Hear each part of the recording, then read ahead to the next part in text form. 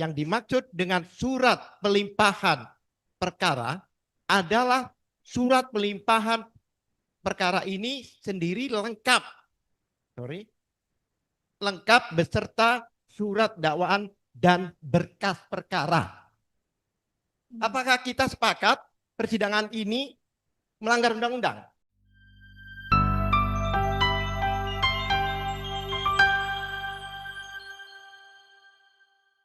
Bismillahirrahmanirrahim. Assalamualaikum warahmatullahi wabarakatuh. Salam sejahtera buat kita semua. Jumpa lagi di Herman Khalil Channel.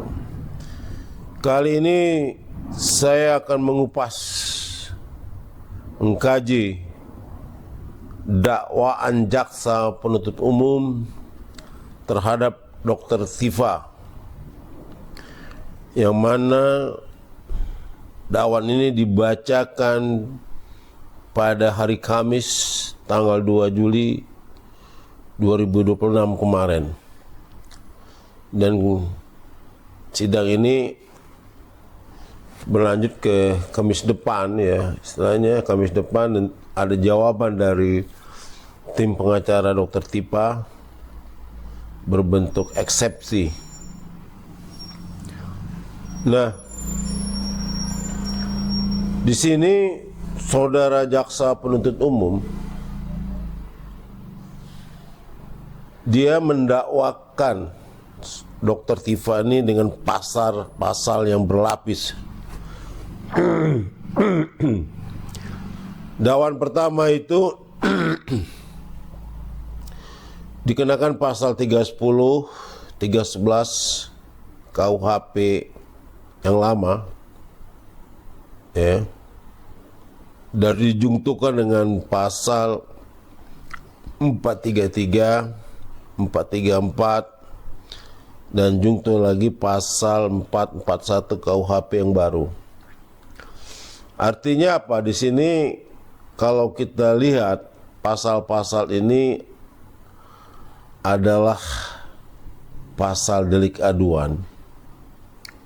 Ya, artinya pasal ini pasal-pasal delik aduan.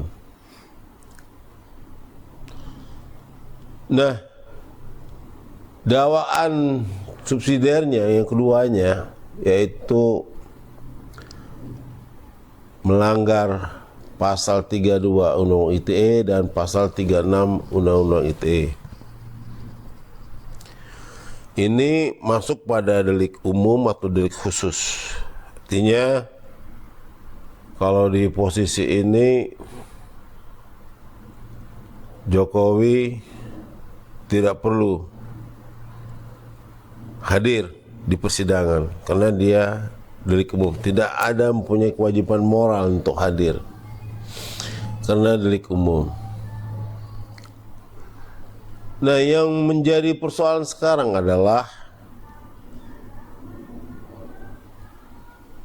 pasal delik aduan ini.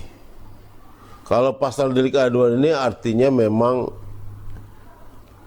Jokowi sebagai pelapor, artinya dia harus hadir ke persidangan apabila Jokowi langsung yang melakukan pelaporannya ke Polda Metro Jaya.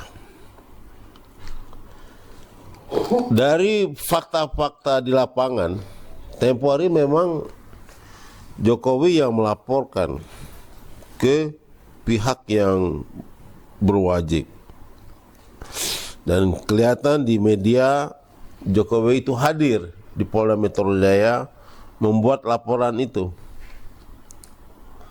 Akan tetapi yang terbaca di dakwaan saudara jaksa penuntut umum, ternyata yang melakukan pelaporan itu adalah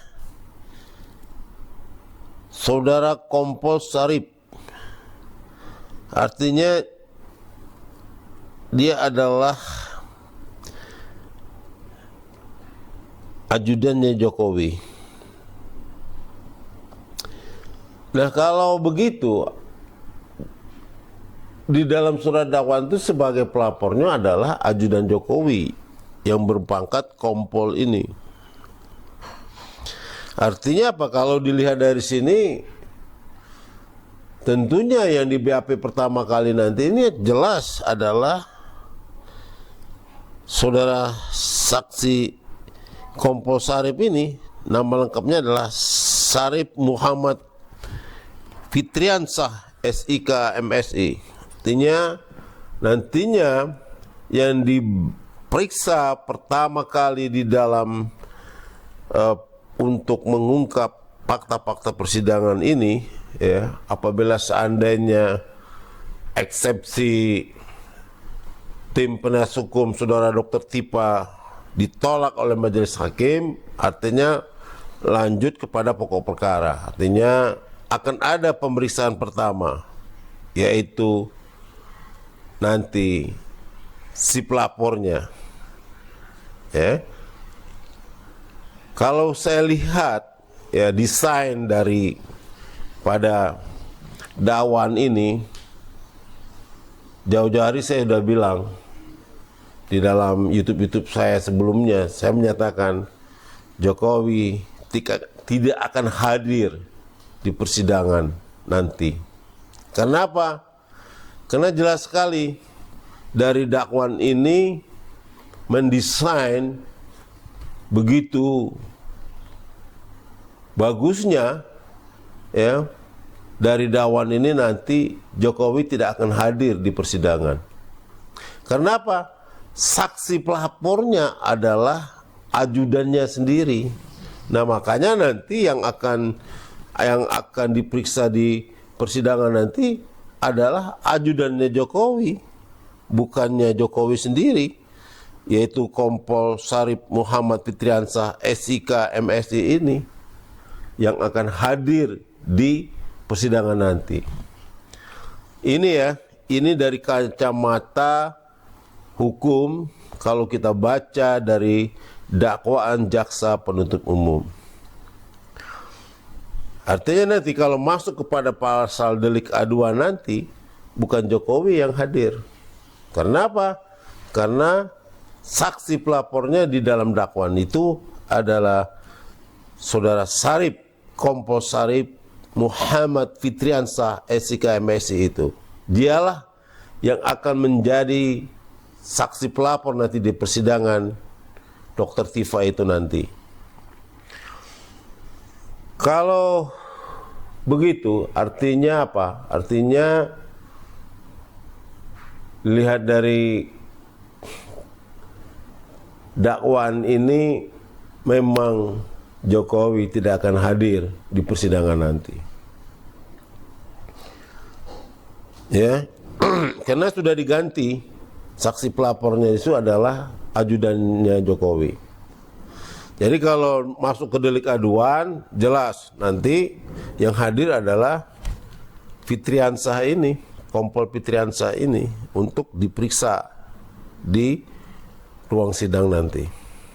Nah, dia hadir, kapasitasnya untuk sebagai saksi pelapor. Nah, dengan dakwaan kedua, ya, delik umum ini atau delik khusus ini dengan menerapkan pasal 32 dan 35 Undang-Undang ITE ini, artinya di mana karena dia delik umum dan delik khusus, di sini tidak ada kewajiban moral Jokowi untuk diperiksa sebagai saksi pelapor karena dia menyangkut masalah delik umum maupun delik khusus yang ancamannya memang cukup tinggi, pasal 32 Undang-Undang ITE dan pasal 35 Undang-Undang ITE. Nah, ini di sini harus berhati-hati ya, saudara penasihat hukum tim Tipa, termasuk Dr. Tipa sendiri dengan dakwaan yang berlapis ini. Artinya ini ada permainan, ya. Kenapa? Saudara jaksa penuntut umum mendesain dakwaan kedua itu Undang-Undang ITE. Artinya seolah-olah dakwaan pertama adalah delik aduan yang ancaman pidananya di bawah 5 tahun. Tapi delik keduanya ini pasal 32 dan 35 ini ancamannya di atas 10 tahun. Ini yang harus diwaspadai oleh tim penasihat hukum Dr. Tipa, di mana dakwaan kedua inilah nanti yang akan dimunculkan di persidangan-persidangan nanti. Oleh sebab itu, dalam pertarungan-pertarungan, perdebatan-perdebatan di persidangan nanti harus benar-benar diantisipasi delik umum ini dan delik khusus nih, pasal 32 dan 35 Undang-Undang ITE ini. Kenapa? Itu ancamannya sangat tinggi sekali. Jadi, ya, pandangan hukum saya ini harus benar-benar jeli, ya, terutama di dalam eksepsi nanti, ya, tentu jelas harus dibahas, ya, tentang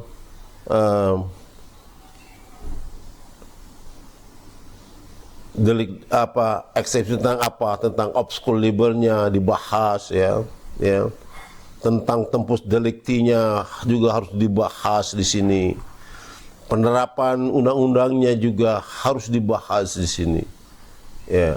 Karena apa?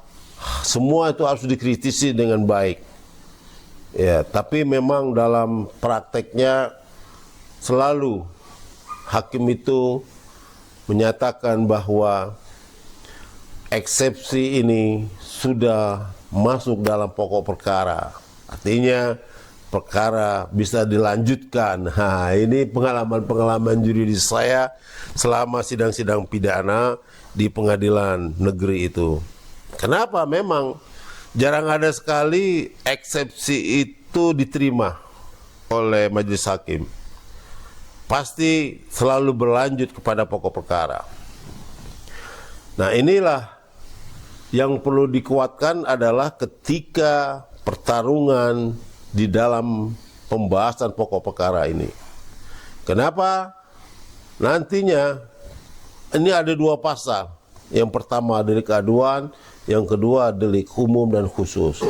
Di mana saya lihat saudara jaksa penuntut umum, ya, menerapkan pasal yang ringan terlebih dahulu, mendakwa ke pasal yang ringan terlebih dahulu dan menerapkan pasal yang tinggi di dakwaan kedua. Ini strategi yang dibangun oleh saudara jaksa penuntut umum. Artinya apa?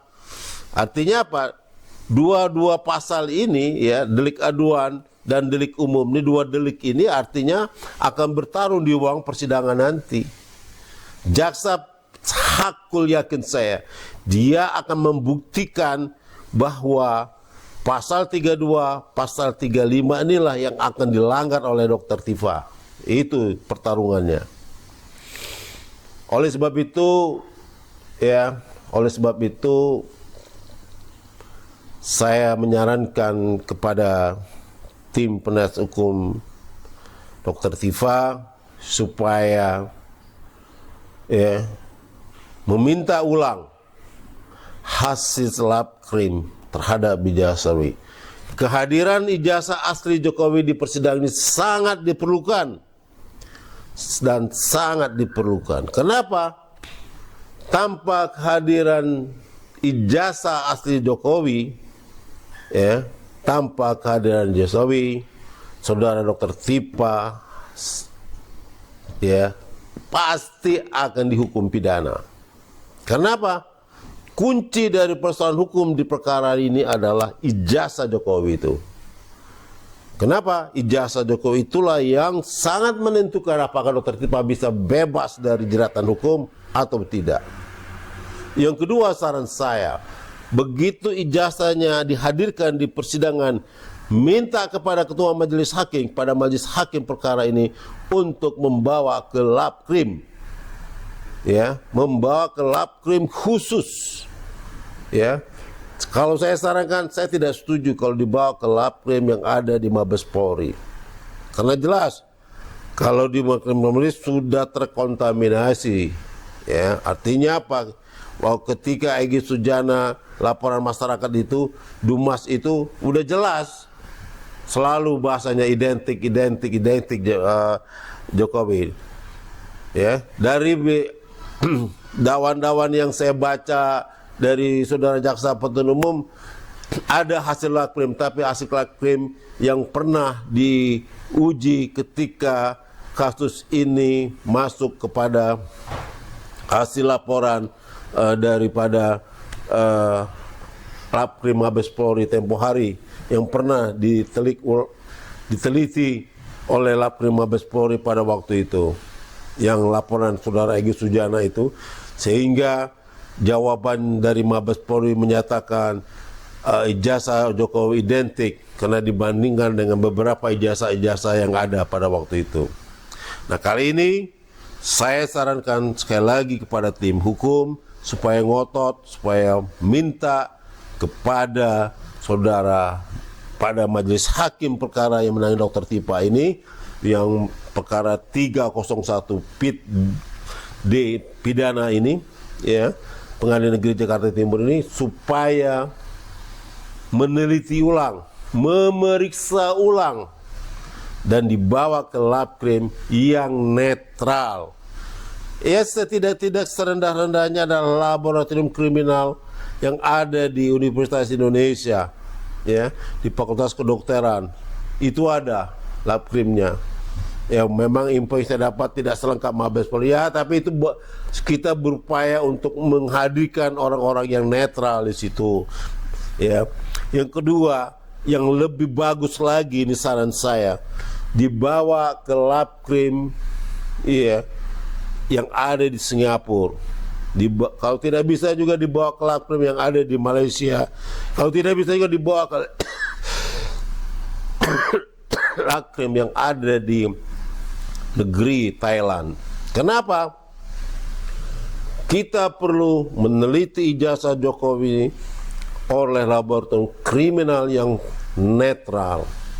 Kalau tidak netral, maka hasilnya juga pasti akan merugikan Dr. Tifa itu sendiri sebagai terdakwa di sini. Jadi saran saya, ya, eksepsi itu memang harus, karena kalau saya lihat banyak kelemahan-kelemahan daripada dakwaan saudara jaksa penuntut umum ini.